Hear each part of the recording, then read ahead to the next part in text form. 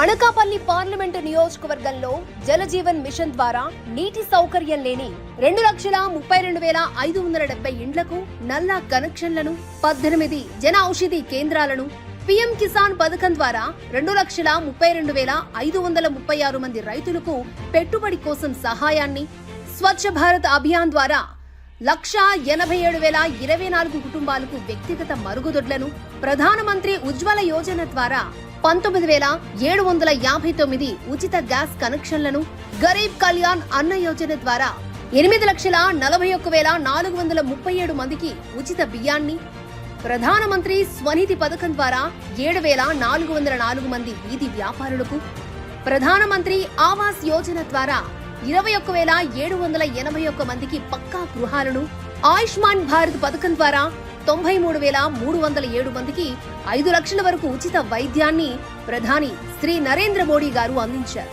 అందుకే మన నరేంద్ర మోడీ గారిని మరొకసారి ప్రధానిగా చేసుకుందాం.